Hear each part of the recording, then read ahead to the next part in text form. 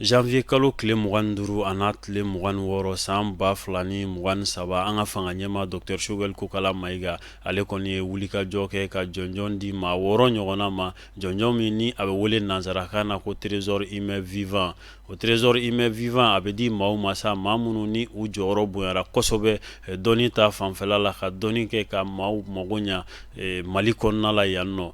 Jɔnjɔn in kɔni a dira olu ma, o de hokumu kɔnɔna la sa fanga ɲɛma Dr Choguel Kokala Mayiga wulikajɔ kɛ a n'a ka délégation ka se Ɲorokaw fɛ yen. An ka karamɔgɔba mun bɛ yen sa n'o ye Mohamed Ould Cheikh Hamaoula Haidara ye, ni maa caman b'a dɔn Buye la. Jɔnjɔn kɔni dira ale fana ma fo a yɛrɛ ka du kɔnɔ premier ministre fɛ n'o ye fanga ɲɛma ye Dr Choguel Kokala Mayiga.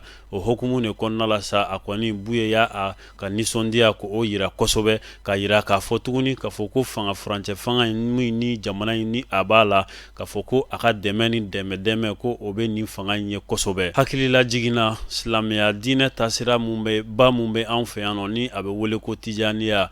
Mohamed Buye Haidara ale ye o ɲɛmaaba dɔ ye Mali kɔnɔ yan nɔ fo ka taa se farafinna diɲɛ fantan 4 ale ye ɲɛmaaba dɔ ye taasira in na ni o ye Hamawiya ye. Juin kalo tile 19 san 1941 Cheikh Hamala n'o ye Buye fa ye, ale kɔni ka hakilinaw kama sa nanzaraw kɔni ye wulikajɔ kɛ. O kɛra wagati min na o ye colonisation wagati ye ni a bɛ fɔ a ma ko nanzaraw tile.